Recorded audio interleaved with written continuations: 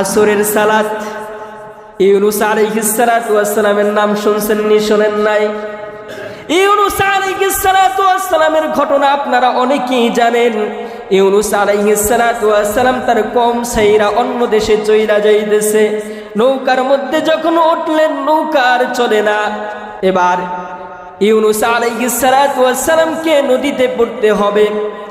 নদীতে যখন তিনি লাফ দিলেন সাথে সাথে একটা মাছ আইসা গিলা ফেললো। আপনারা এই ঘটনা আপনারা সকলেই জানেন কি জানেন না? ইউনুস আলাইহিস সালাতু ওয়াস সালাম যখন মাছের পেটে যায়, তাফসীরের কিতাবের মধ্যে পেয়েছি যেই মাছটা ইউনুস আলাইহিস সালাতু ওয়াস সালামকে খাইলো, ওই মাছটাকে আরেকটা মাছ আবার গিলে ফেললো। ওই মাছটা ইউনুস আলাইহিস সালাতু ওয়াস সালামকে খাওয়ার পর একদম সাগরের তলদেশে চলে যায়। এক তো সাগরের অন্ধকার, আর এক তো মাছের পেটের অন্ধকার। ইউনুস আলাইহিস সালাতু ওয়াস সালাম অন্ধকারের মধ্যে পইরা যায় আর চিন্তা করতেছে, আমি তো মালিকের সাথে জুলুম করে ফেলেছি, আমি তো আমার রবের সাথে জুলুম করে ফেলেছি। ইউনুস আলাইহিস সালাতু ওয়াস সালাম মাছের পেটে একদিন নয়, 2 দিন নয়, কোন কোন বর্ণনায় পাওয়া যায় 7 দিন, কোন কোন বর্ণনায় পাওয়া যায় 40 দিন। ইউনুস আলাইহিস সালাতু ওয়াস সালাম মাছের পেটের মধ্যে ছিলেন।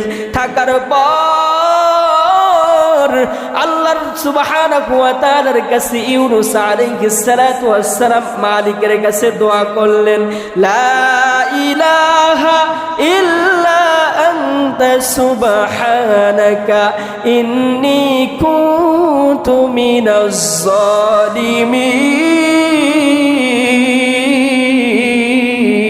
আল্লাহু আকবার।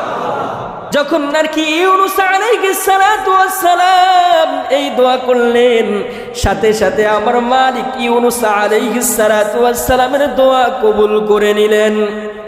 আল্লাহ রাব্বুল আলামিন ইউনুস আলাইহিস সালাতু ওয়াস সালামকে মাছের পেটের থেকে যখন মুক্তি দেয়, সেই সময়টা ছিল আসরের সময়।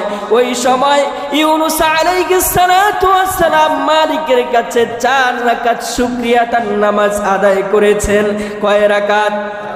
4 রাকাত শুকরিয়াতার নামাজ আদায় করেছেন। আসরের যে সময়টা ছিল ওই সময়ের মধ্যে আল্লাহ রাব্বুল আলামিন মুহাম্মদকে তার কাছে ডাইকা নিয়া এই আসরের 4 রাকাত নামাজ উম্মতে মুহাম্মাদির জন্য ফরজ করে দেন। সুবহানাল্লাহ।